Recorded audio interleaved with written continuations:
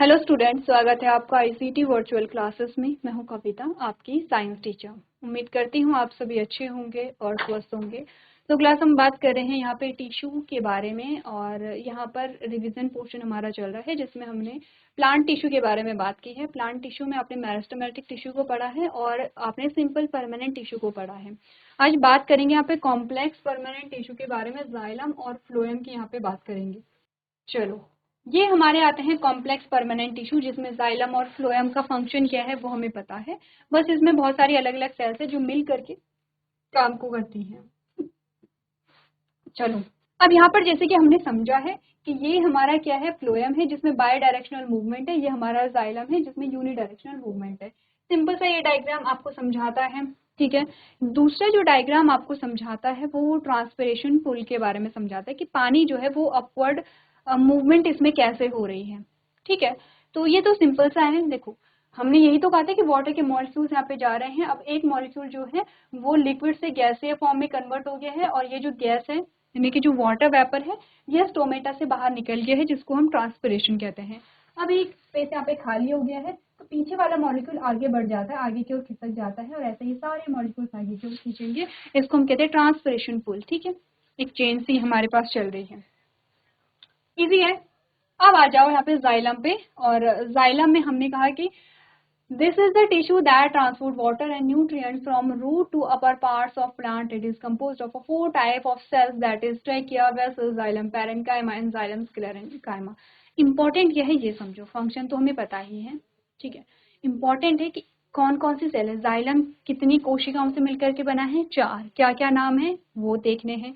इनमें से कौन सी सेल लिविंग है, कौन सी नॉन लिविंग है, क्योंकि कुछ डेड सेल्स होती हैं और कुछ मृत कोशिकाएं, कुछ जीवित कोशिकाएं होती हैं। सेम फ्लोएम में भी है कि वो कितनी कोशिकाओं से मिलकर के बना है और उनके नाम क्या है, ठीक है। अभी स्ट्रक्चर इतना डिटेल में नहीं आएगा कि बताइए स्ट्रक्चर बताइए उनका, ठीक है, उनकी फंक्शनिंग बताइए, इतनी डिटेल में क्वेश्चन नहीं आएगा। लेकिन इतना आएगा कि कौन कौन सी कोशिकाएं होती हैं। तो कौन कौन सी पढ़ी हैं आपने, 4 प्रकार की पढ़ी हैं। ट्रैकीड्स है, जाइलम ट्रैकीड्स है, जाइलम वेसल्स हैं, वेसल्स तो प्रेजेंट हैं, जाइलम पैरेन्काइमा प्रेजेंट है, जाइलम स्क्लेरेन्काइमा प्रेजेंट है, ठीक है। क्लियर है। पहले तो ये चारों सेल्स नोट करो, और आप बताओ कि इनमें से कौन सी सेल जो है वो जीवित कोशिका होगी और कौन से मृत कोशिका होगी। एटलीस्ट जो आपने अभी कुछ टाइम पहले रिवाइज किए हैं उनमें से आप बताएंगे।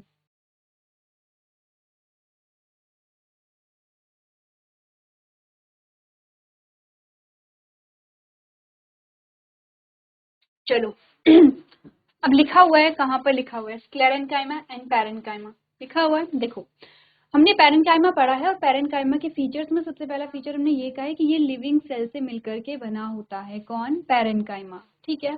और यही हमने कॉलेनकाइमा के लिए भी बोला था। लेकिन जब स्क्लेरेन्काइमा की बात आई थी, अच्छा ये तीनों जो हैं, पैरेन्काइमा, स्क्लेरेन्काइमा, पैरेन्काइमा और कॉलेनकाइमा, ये सिंपल परमानेंट टिश्यू है, वहीं पे हमने पढ़ा था।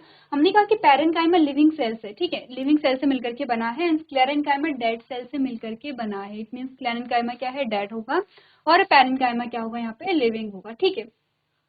अब बात आती है ट्रैकीड्स और वेसल्स की, उसके बारे में हम यहाँ पे आगे बात करेंगे। चलो आगे बढ़े। यहाँ पर सबसे पहले ट्रैकीड्स के बारे में हमें बता रखा है कि ट्रैकीड्स क्या होती हैं। कुछ ऐसा स्ट्रक्चर होता है ट्रैकीड्स का, बीच में पिट्स होती हैं। पिट्स सिंपली आप ऐसे समझ लो कि वाटर मूवमेंट के लिए जो जगह बनी होती है वो पिट्स यहाँ पर है।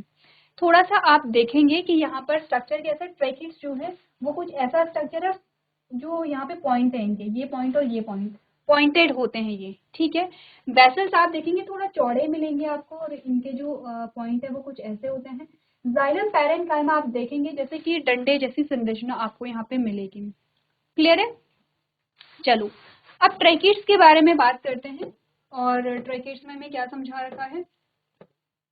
हमने कहा tracheids are long elongated cells with a tapered ending. Tracheid cells are dead. Tracheids में हमारे पास डेड सेल्स आई हैं, ठीक है। And tracheids transport water through pits. तो देखो वापस से आओ, इन दो के बारे में तो हमें पता था, किसके बारे में, पैरेन्काइमा के बारे में और स्क्लेरेन्काइमा के बारे में। हमें किसके बारे में पता चला है, ट्रैकीड्स के बारे में पता चला है कि ट्रैकीड्स भी यहाँ पे डेड सेल्स हैं। इसका मतलब यहाँ पे क्या है, अभी तक हमें जाइलम में दो डेड सेल्स मिले, दो डेड सेल्स मिल गई हैं। कौन कौन सी, स्क्लेरेन्काइमा, ठीक है, और ट्रैकीड्स। बाकी पैरेन्काइमा लिविंग है और वेसल्स के बारे में हमें अभी नहीं पता है, तो हम आगे पढ़ेंगे यहाँ पे। तो ट्रैकिड्स क्या है? ट्रैकिड्स शंक्वाकार सिरे वाली लंबी लंबी कोशिकाएं होती हैं। ट्रैकिड्स मृत कोशिकाएं होती हैं और गड्ढों के माध्यम से पानी का परिवहन करती है, तो ट्रांसपोर्टेशन में मदद करेंगे ये पिट्स। गड्ढे किनको बोल रहे हैं? पिट्स को ही यहाँ पे गड्ढे बोल रहे हैं। नेक्स्ट आता है वेसल्स कि वेसल्स क्या होती हैं। अब देखा, vessels is a pipe like structure. Vessels जो है वो पाइप जैसी संरचनाएं होती हैं, ठीक है, ये वेसल्स हैं और ये पाइप जैसी संरचनाएं हैं। नंबर ऑफ पिट्स यहाँ पर ज्यादा हमें देखने को मिल रहे हैं। Vessels are dead and have a lignified thick cell wall. Again, vessels भी आपके पास क्या आ गए हैं? डेड आ गए हैं। तो बहुत इजी है देखो समझना। आपको ये समझना है कि जाइलम की जो कोशिकाएं हैं वो 4 कोशिकाओं से जाइलम बना होता है और 4 में से 3 तो डेड सेल्स है, एक ही लिविंग है। लिविंग कौन होगा? पैरेन्काइमा। डेड कौन कौन से है? ट्रेकिड्स डेड है, स्क्लेरेन्काइमा डेड है और वेसल्स जो है वो भी यहाँ पे डेड सेल्स होती है। क्योंकि क्या है? सेल वॉल लिग्निन से बनी है, तो हमने यही तो कहा था कि अगर सेल वॉल लिग्निफाइड है, लिग्निन से बनी है, इट मीन्स की चीजें अंदर या बाहर यहाँ पे ट्रांसपोर्ट नहीं हो सकती। अगर चीजें अगर ट्रांसपोर्ट नहीं हो रही हैं तो बहुत सारी चीजों का ट्रांसपोर्टेशन रुक जाएगा, जो कि लाइफ के लिए इंपॉर्टेंट है। तो इसीलिए वो सेल जो होती हैं वो डेड सेल्स बन जाती हैं, ठीक है। तो हमने बोला पोत यानी कि वेसल्स को बोला गया एक पाइप जैसी संरचना है। वाहिकाएं जो होती है वो मृत होती हैं, वाहिकाएं वेसल्स, ठीक है।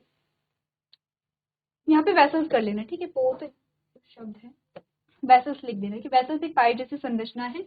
वाहिकाएं मृत होती हैं, उनमें लिग्निफाइड मोटी कोशिका भित्ति होती है। कोशिका भित्ति का ऊपरी एवं निचली भाग जो है वो अनुपस्थित होता है, ठीक है। 2 चीजों के बारे में हमने बात की है कि काम क्या है इनका। चलो देखो, नोट नहीं करना है, आपको रिकॉल करनी है चीजें, और जहां पर डायग्राम आएंगे तो डायग्राम आप एक बार रफ में प्रैक्टिस करेंगे।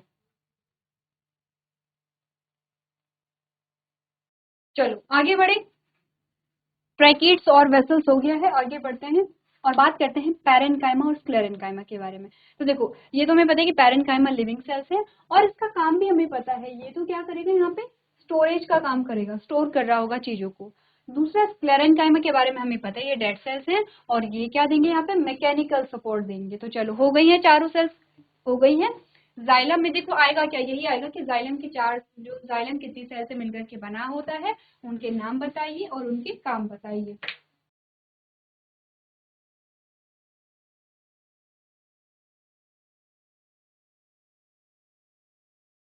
चलो, अब ये तो बात हुई है जाइलम के बारे में। सेम चीजें हमें डिस्कस करनी है फ्लोएम के बारे में, उसकी सेल्स के बारे में। तो फ्लोएम आपने कहा क्या है? एक कॉम्प्लेक्स परमानेंट टिश्यू है that helps in the transport of food and minerals, ठीक है। It helps in the transportation of food minerals from leaves to another parts of the plant. It is made up of a phloem components. In angiosperm and gymnosperm, they have a different phloem components. Phloem is also called bast. देखो phloem जो है वो काम क्या करता है? Food का distribution इसे करना है, अपवर्ड एंड डाउनवर्ड, यानी कि जो क्या है बाई डायरेक्शनल मूवमेंट इसमें होती है। दूसरी चीज ये है कि जो एंजियोस्पर्म और जिम्नोस्पर्म दोनों में इसके जो कंपोनेंट्स है वो अलग अलग होते हैं। एंजियोस्पर्म में कुछ होंगे और जिम्नोस्पर्म में कुछ होंगे। तो क्या हमने बोला है? फ्लोएम एक जटिल स्थायी ऊतक है जो खाद्य पदार्थों के परिवहन में मदद करता है। ये पत्तियों से पौधे के अन्य भागों तक खाद्य सामग्री के परिवहन में मदद करता है। ये फ्लोएम घटकों से बना होता है। एंजियोस्पर्म और जिम्नोस्पर्म में उनके फ्लोएम घटक अलग अलग होते हैं। फ्लोएम को बास्ट भी हम कहते हैं, ठीक है। चलो, अब ये हमारे पास आते हैं components of phloem and angiosperm. Angiosperm में हम देख रहे हैं कि क्या क्या कंपोनेंट्स होते हैं फ्लोएम के।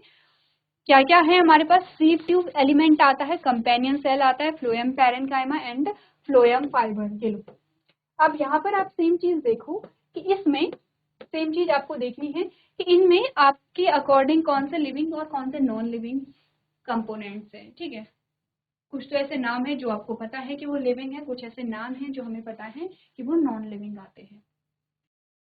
चलो देखो, अब पैरेन्काइमा से इतना तो पता है कि ये लिविंग सेल्स हैं, ठीक है। सीव ट्यूब की बात करते हैं सबसे पहले। सीव ट्यूब क्या है? Sieve tube are long tube like structure, ठीक है। ये जितने भी आपने देखे होंगे ये सीव ट्यूब है, ठीक है, ये सीव ट्यूब है। तो आपने कहा सीव ट्यूब्स क्या है? Tube like structure arrange in longitudinally in the form of channels, ठीक। They are associated with a companion cells. The end walls have a large pores or sieve pits and are known as sieve plate. Mature sieve tube elements have a Peripheral cytoplasm, large vacuoles, and they lack nuclei. C pores become impresent with the cellulose at maturity. Functions of sweep tube elements are controlled by the nucleus of the companion cell. ये चीज important है, start कर लो। देखो हमने बोला छलनी tube जो होती है वो लंबी ट्यूब जैसी संरचनाएं होती हैं, चैनलों के रूप में अनुदैर्ध्य रूप में व्यवस्थित होती हैं। ये साथी कोशिका यानी कंपेनियन सेल, कंपेनियन सेल किसकी बात हो रही है, ये कंपेनियन सेल, ठीक है। ये जो आपके कंपेनियन सेल है, कंपेनियन सेल से जुड़ी हुई है कि यहाँ पर कंपेनियन सेल से जुड़ी हुई होती है, ठीक है। अंतिम दीवार में बड़े छिद्र या छलनी में गड्ढे होते हैं और उन्हें छलनी प्लेटों के रूप में जाना जाता है। जो परिपक्व जो मेच्योर आपकी सीप ट्यूब होती हैं, परिधीय साइटोप्लाज्म होता है, बड़ी रिक्तिकाएं इनमें होती हैं, लेकिन इनमें न्यूक्लियस नहीं होगा। जो मेच्योर आपकी सीप ट्यूब है उनमें आपने कहा न्यूक्लियस नहीं है। न्यूक्लियस नहीं है तो फंक्शनिंग को कौन कंट्रोल कर रहा है वो इंपॉर्टेंट है कि परिपक्वता पर छलनी के छिद्र कैलोस से संसेचित हो जाते हैं। छलनी ट्यूब तत्वों के कार्य साथ ही कोशिकाओं के केंद्रक द्वारा नियंत्रित होता है। तो कंपेनियन सेल का जो न्यूक्लियस होगा वही सीप ट्यूब को क्या कर रहा होगा, यहाँ पे हैंडल कर रहा होगा। तो ये हमारे पास सीप ट्यूब आती हैं। देन कंपेनियन सेल के बारे में हमने क्या बात पढ़ी है, companion cells are long specialized parenchymatous cells. Companion cells कैसी हैं, यहाँ पे पैरेन्काइमेटस सेल्स है, ठीक है। They are closely associated with a sieve tube element, और ये सीप ट्यूब एलिमेंट से क्या है, एसोसिएटेड होती हैं, जुड़ी हुई रहती हैं। They are non conducting cells, ये कंडक्शन को नहीं करेंगी। Longitudinal walls between a companion cells and sieve tubes are connected by pits filled with using a plasmodesmata. Important है, ठीक है। They help in maintaining the pressure gradient in sieve tube. Function बता दी कि conduction में तो help नहीं करते, लेकिन फंक्शन क्या है देखो आपने का, जो हमारी कंपेनियन सेल है, सहयोगी कोशिकाएं हैं, वो क्या करते हैं, विशिष्ट पैरेन्काइमेटस कोशिकाएं होती है, क्योंकि पैरेन्काइमा से बनी है तो बताइए लिविंग है नॉन लिविंग है। वे छलनी ट्यूब तत्वों के साथ निकटता से जुड़ी भी होती हैं। ये असंवाहक होती हैं, संवहन में मदद नहीं करती है, कंडक्शन में मदद नहीं करती हैं। साथ ही कोशिकाएं और छलनी ट्यूब के बीच अनुदैर्ध्य दीवारें प्लाज्मोडेस्माटा का उपयोग करके गड्ढे क्षेत्र से जुड़ी हुई रहती हैं। तो ये कैसे जुड़ी होंगी, आपने कहा longitudinal walls between companion cell and sieve tubes. एक लॉन्गिट्यूडनल वॉल होती है companion cell and sieve tube के बीच में, and sieve tubes are connected by pits, ठीक है। सीप ट्यूब जो हैं वो किससे जुड़े हुए होते हैं, पिट्स के थ्रू जुड़े हुए होते हैं, जो कि किससे भरे होते हैं, प्लाज्मोडेस्माटा से यहाँ पे भरे हुए रहते हैं। वे छलनी ट्यूब में दबाव प्रवणता को बनाए रखने में यहाँ पर मदद करते हैं, ठीक है। क्लियर है, कंपेनियन सेल्स जो होती है हमारी।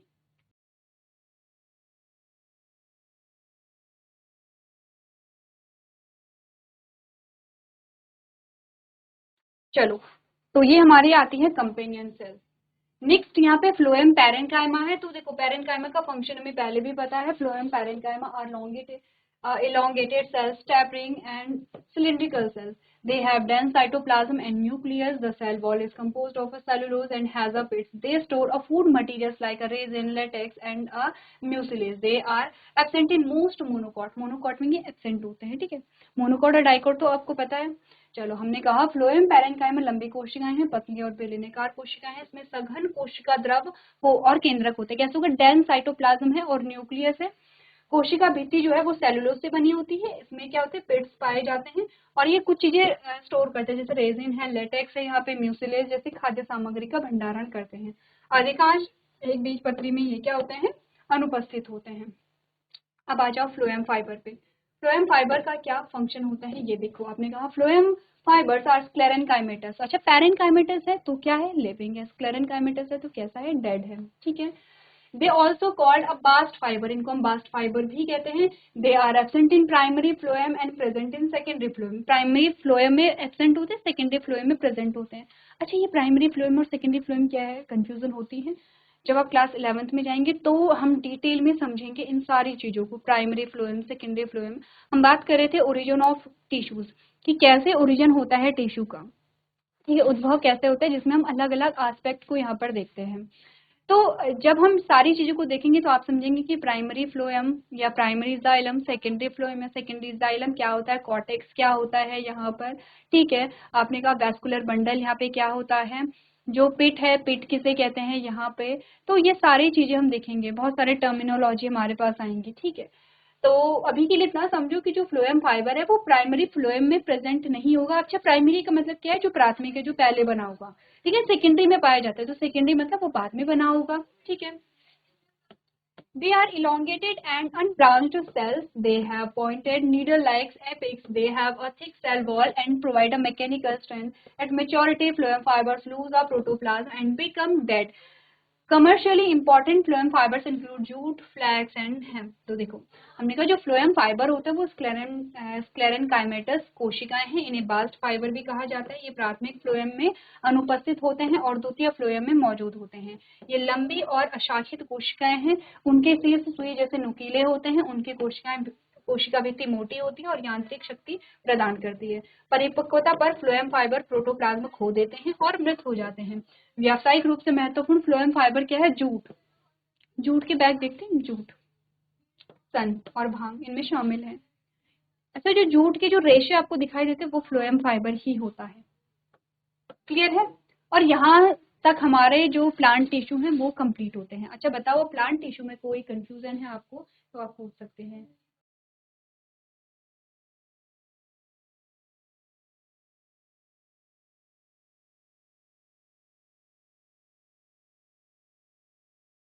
चलो आगे बढ़ो, एनिमल टिश्यू के बारे में बात करते हैं। एनिमल टिश्यू है और हमारे पास हमें पता है कि 4 टाइप्स के जो एनिमल टिश्यू हैं वो आते हैं, ठीक है। एपिथेलियल है फर्स्ट, कनेक्टिव है सेकंड, मस्कुलर है और नर्वस है, ठीक है। अब देखो, सबसे पहले तो हम बात ये करेंगे कि ये जो टिश्यू हैं ये जो हमारे पास जर्म लेयर्स आती है उनसे ये टिश्यू बनते हैं। और आपकी बॉडी के जितने भी पार्ट, जितने भी ऑर्गन्स यहाँ पर बने हुए हैं वो इन 4 टिश्यू से ही मिलकर के बने होते हैं, ठीक है। तो एपिथेलियल में हम बात करते हैं स्क्वैमस। टाइप्स हैं अलग अलग, इनके लोकेशन के अकॉर्डिंग ये अलग अलग हैं और अकॉर्डिंग टू लोकेशन इनके काम भी अलग अलग होते हैं। जैसे स्क्वैमस है, क्यूबॉइडल है, कॉलमनर है, सीलिएटेड है, ग्लैंडुलर है, ठीक है। तो यहाँ पर ये अलग अलग प्रकार के हमारे पास क्या आते हैं? एपिथेलियल टिश्यू यहाँ पर बनते हैं, ठीक है। इनका फंक्शन क्या है यहाँ पे? एक तो आउटर स्ट्रक्चर सेफ्टी प्रोवाइड करना, कवरिंग एंड लाइनिंग को यहाँ पे बनाना, और सिक्रेशन और एब्जॉर्प्शन, बहुत सारे फंक्शन इनके यहाँ पर आते हैं। वही कनेक्टिव टिश्यू की बात करें तो हमारे पास 4 टाइप के कनेक्टिव टिश्यू फर्दर डिवाइडेड है 4 पार्ट्स में, एरियोलर में, एडिपोज में, स्केलेटल में एंड फ्लूइड में। एरियोलर टेंडन और लिगामेंट है, एडिपोज हमारे पास आता है जिसका टाइप हमें नहीं दिया गया है, एंड स्केलेटल जो है वो बोन एंड कार्टिलेज है। फ्लूइड में हम ब्लड और लिम्फ को पढ़ते हैं, ठीक है। तो हमें पढ़ना क्या है यहाँ पर? इनके लोकेशन क्या है, स्ट्रक्चर को थोड़ा सा देखेंगे, लोकेशन क्या है और फंक्शन इनका क्या होता है। अब आते हैं मस्कुलर में। मस्कुलर में 3 टाइप के हम पढ़ते हैं, स्ट्राइटेड है, स्मूथ है और कार्डियक है। 3 टाइप के हमारे मसल्स आते हैं, मस्कुलर टिश्यूज आते हैं। इनके स्ट्रक्चर, इनके फंक्शन, इनमें डिफरेंस क्या है उसके बारे में हम बात करते हैं। लास्ट हमारे पास आता है नर्वस टिश्यू। अब आपके लिए होमवर्क है, ठीक है। कोई भी एक टिश्यू जो है, अच्छा एपिथेलियल से स्टार्ट करेंगे। एपिथेलियल टिश्यू में जितने भी टाइप्स आपको दिए गए हैं सबके बारे में आपको पढ़ना है, पहली चीज। और दूसरी चीज ये है कि उनकी लोकेशन देखनी है, स्ट्रक्चर देखना है एपिथेलियल टिश्यू का, और उनके फंक्शंस क्या होते हैं वो आपको देखने हैं, ठीक है। कनेक्टिव टिश्यू में कुछ ऐसे टिश्यू हैं जिनके बारे में बहुत फ्रीक्वेंटली बात होती है और हर बार बात होती है, किसी न किसी चैप्टर में जैसे बात आ जाती है। कौन सा? जो सबसे फ्रीक्वेंट यहाँ पर टिश्यू है वो है ब्लड। देखो, ब्लड के बारे में आपने बहुत बार बात की है, हर जगह हम बात करते हैं। आप सर्कुलेशन में क्या पढ़ रहे हैं? ब्लड को पढ़ रहे हैं। इम्यून सिस्टम जब आता है तो वहां पर भी आप ब्लड की बात लेकर के आ जाते हैं, ठीक है। आपने कहा कि जब कंडक्शन की बात चलती है तो आप वहाँ पे ब्लड को लेकर के आ जाते हैं। तो ब्लड हमने बहुत बार पढ़ा हुआ है, ठीक है, काफी बार हमने ब्लड को पढ़ा है। और ब्लड के बारे में हम काफी सारी चीजें समझते हैं, जैसे कि कंपोजिशन ऑफ ब्लड, जैसे कि ब्लड सेल्स जो होती हैं उनके बारे में, जैसे कि फंक्शंस ऑफ ब्लड सेल्स यहाँ पर होता है। तो काफी चीजें हमने यहाँ पे समझी हैं ब्लड के बारे में। अच्छा, तो बोन है, ये है ब्लड, ठीक है, ब्लड। सेकंड जो आता है वो है बोन। बोन के बारे में भी हम बातें करते हैं, ऐसा नहीं कि बोन हमने पढ़ा नहीं है, बोन को हम कई बार समझते हैं, पढ़ते हैं। और बोन को अगर हम ना भी पढ़ें तो किसी को भी अगर आप पूछेंगे कि बताओ हमारी हड्डी का क्या काम है, बेसिक से जो फंक्शन होते हैं वो बेसिक से फंक्शन वो भी आपको बता देंगे कि बोन के क्या फंक्शन होते हैं। तो ब्लड एंड बोन हम काफी बार पढ़ते हैं। अच्छा, हमने लिम्फ भी पढ़ा है। जब कभी हमने इम्यून और इम्यून सिस्टम के बारे में बात की होगी, इम्यून सिस्टम और इम्यूनिटी के बारे में बात की होगी, हमने लिम्फ भी पढ़ा है, ठीक है। हम टेंडन और लिगामेंट के बारे में भी बात करते हैं, ठीक है। कार्टिलेज के बारे में भी बात होती है। तो देखो मोस्ट अगर फ्रीक्वेंट टॉपिक हमारा आता है तो वो है ब्लड, और ब्लड के बाद होता है बोन। इसके बारे में हमने बात की हुई है। कनेक्टिव टिश्यू पढ़ना है। अब आओ मस्कुलर में। मस्कुलर टिश्यू जो है, मसल्स जो हैं, मसल्स के बारे में हमने बात की है। आपको ध्यान होगा क्लास 6 में एक चैप्टर हमारे पास आता है बॉडी मूवमेंट करके, और बॉडी मूवमेंट में हम मसल्स की बात करते हैं। बहुत ज़्यादा हमने नहीं पढ़ा है मसल्स को वहाँ पे, बट हमने एटलीस्ट एक आधी सेंटेंस तो हमने पढ़े हैं, या एक आधी टॉपिक तो हमने मसल से रिलेटेड पढ़ा है कि मसल्स का काम क्या होता है। आपने कहा बॉडी मूवमेंट में मसल्स का काम होता है, कैसे होता है, कॉन्ट्रैक्शन होता है और रिलैक्सेशन होता है, तब जाकर के हमारी बॉडी में मूवमेंट पाया जाता है। तो मसल्स और स्केलेटल सिस्टम को वहाँ पे पढ़ा था। अब आती है बात, तीन टाइप की मसल्स हमारे पास आते हैं, स्ट्राइटेड, स्मूथ एंड कार्डियक। ये तीनों जो हैं ये एक जैसी नहीं है, इनमें कुछ डिफरेंस होगा, इनकी लोकेशन अलग होगी, ठीक है, और लोकेशन के अकॉर्डिंग इनका जो काम है वो अलग होगा। देखो मूवमेंट जो है वो दो टाइप के हमारे पास आते हैं, वॉलंटरी एंड इनवॉलंटरी। वॉलंटरी जो हमारे कंट्रोल में होते हैं, जो एक्शन, जैसे कि मैंने कहा मैं बात कर रही हूँ, या मैं अपने हाथों को मूव कर रही हूँ, या मैं चल रही हूँ, ये मेरे कंट्रोल में है सारे एक्शन। और इनवॉलंटरी जो हमारे कंट्रोल में नहीं होते हैं, हम अपनी अकॉर्डिंग उसे रोक या स्टार्ट नहीं कर सकते हैं, या स्पीड को ज़्यादा या कम नहीं कर सकते हैं, जैसे कि मेरी हार्ट बीट, ठीक है, जैसे कि जो रेस्पिरेटरी रेट है। अब देखो कुछ सेकंड के लिए मैंने रोक ली है, लेकिन वो जो प्रोसेस हो रही है, रेस्पिरेशन की जो प्रोसेस है, डाइजेशन की जो प्रोसेस है यहाँ पर, पैरास्टाइलिसिस जो मूवमेंट है यहाँ पे, वो सारे ऐसे ही एक्शन है जो मेरे कंट्रोल में नहीं है। तो यहाँ पे दो टाइप के एक्शन होते हैं। अब ये देखना कि ये तीनों कौन से एक्शन के लिए रिस्पॉन्सिबल होते हैं। नर्वस टिश्यू इंपॉर्टेंट है। क्लास 10th में जब हम जाएंगे तो हम एक चैप्टर पढ़ेंगे कंट्रोल एंड कोऑर्डिनेशन, और वहाँ पे नर्वस सिस्टम को ही हम पढ़ते हैं। तो देखो चारों टिश्यू को नोट कर लो, और आपको ये चारों टिश्यू अच्छे से पढ़ के लेके आने हैं। चलिए, तो आपने होमवर्क यहाँ पे नोट कर लिया होगा, घर से आप लोग इसे पढ़ के लेकर के आएंगे। तो आज के सेशन में हम इतना ही करेंगे। अभी तक क्लास में बने रहने के लिए आपका धन्यवाद।